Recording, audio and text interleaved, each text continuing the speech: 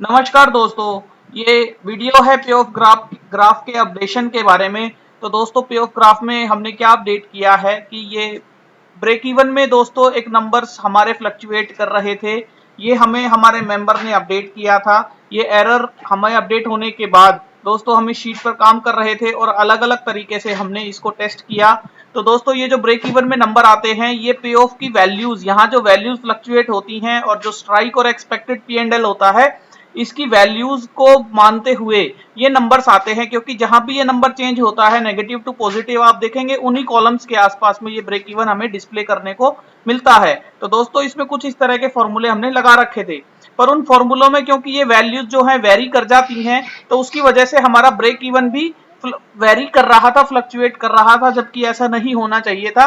जब हम कोई स्ट्रेटेजी डिप्लॉय करते हैं, जैसे कि हम रेशियोज वगैरह जब डिप्लॉय कर रहे थे, तो दोस्तों वहां रेशियोज में ये हमें हमें एरर देखने को मिल रहा था। उसके बाद ये शीट हमने होल्ड की थी। तो दोस्तों इसमें काफी टाइम काम करने के बाद अभी हमने इसमें जो कंक्लूजन किया है, जो अपडेशन किया है, वो मैं इस वीडियो में बता रहा हूं।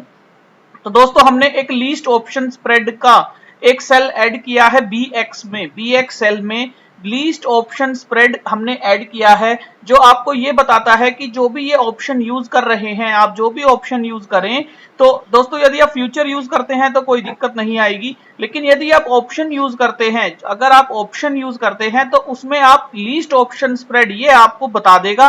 और लीस्ट ऑप्शन स्प्रेड में दोस्तों ये लीस्ट ऑप्शन स्प्रेड के लिए डेटा हमने यहां ऐड किया है। तो दोस्तों ये हमने एक सी के कॉलम में least option spread lot size के साथ ऐड किया है और ये जो वैल्यू है ये यहीं से ड्राइव होती है।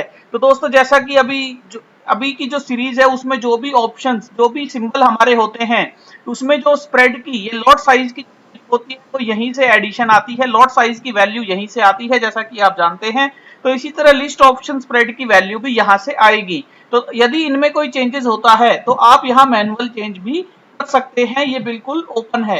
तो दोस्तों ये नीचे तक है और इसमें आपको जैसा कि ट्यूटोरियल में भी पता है कि ये 180 तक आपको ये शीट यूज करनी है, 180 सेल तक आप कुछ भी लिख सकते हैं, ये बिल्कुल ओपन है। तो अभी कोई भी नया आप एडिशन करते हैं तो वो यहाँ मिल जाएगा। इसी तरीके से जैसे हमने यहाँ यूएसडी आईएनआर ऐड किया है, उसका लॉट साइज 100 डाला है, तो दोस्तों इसका हमने लीस्ट स्प्रेड भी 0.25 ऐड कर दिया है। तो यदि कोई फ्यूचर में कोई ऑप्शन नया आता है तो आप यहाँ ऐड कर सकते हैं, कोई नया एडिशन होता है, कोई डिलीशन होता है, तो आप यहाँ से ऐड या डिलीट कर सकते हैं, ऑप्शन का लॉट साइज चेंज कर सकते हैं, लीस्ट ऑप्शन स्प्रेड भी चेंज कर सकते हैं।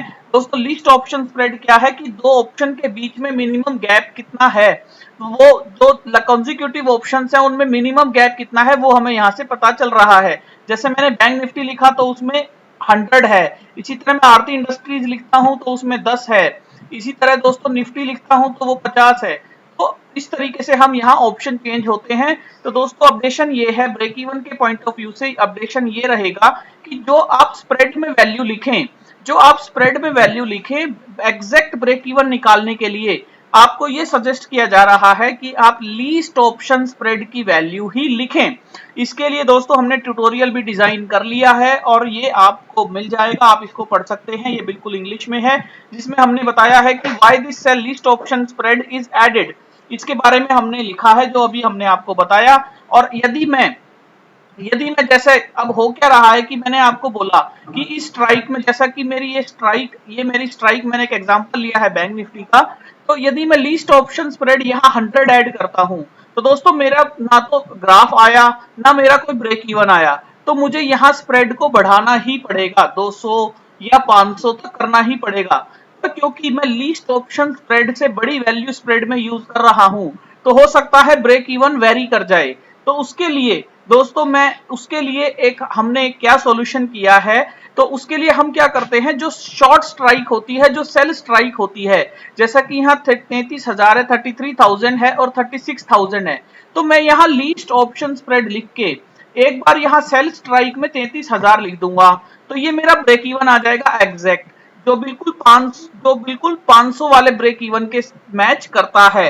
तो दोस्तों वेरी कर भी सकता है और नहीं भी, तो इसका आप ध्यान रखिएगा। इसके बाद मैं हायर साइड में ब्रेक इवन फाइंड करने के लिए एक बार और कॉल की सेल स्ट्राइक लिख दूंगा, तो ये मेरा हायर साइड में ब्रेक इवन आ गया।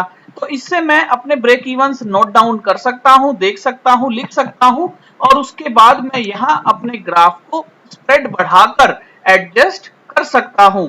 तो दोस्तों इससे आपको ब्रेक इवन का एग्जैक्ट नंबर पता चल जाएगा। दोस्तों इस पूरी शीट में जो बिल्कुल ऑप्शन की स्ट्रेटजी है बिल्कुल अच्छा काम कर रही है, स्ट्राइक्स बिल्कुल सही काम कर रही हैं। स्ट्राइक जो है वेरिएबल्स हैं, आप अपने हिसाब से चेंज कर सकते हैं, बिल्कुल सही है। वैल्यूज की कैलकुलेशन बिल्कुल सही है कि इस पर्टिकुलर स्ट्राइक पे आपको इतना ही प्रॉफिट एंड लॉस होगा। पर ये जो हम स्प्रेड में जो स्ट्राइक में चेंजेस कर रहे थे, जो स्प्रेड को घटा या बढ़ा रहे थे, उसकी वजह से ब्रेक इवन जो है वो एडजस्ट हो रहा था हमारी कैलकुलेशन की वजह से। तो उसके लिए हमने ये सॉल्यूशन अभी फाइंड आउट किया है। तो दोस्तों उम्मीद करता हूं ये सॉल्यूशन आप यूज कीजिएगा और इसके अकॉर्डिंग ही आप अपना स्ट्राइक के ब्रेक इवंस को फाइंड आउट कीजिएगा। Thank you friends.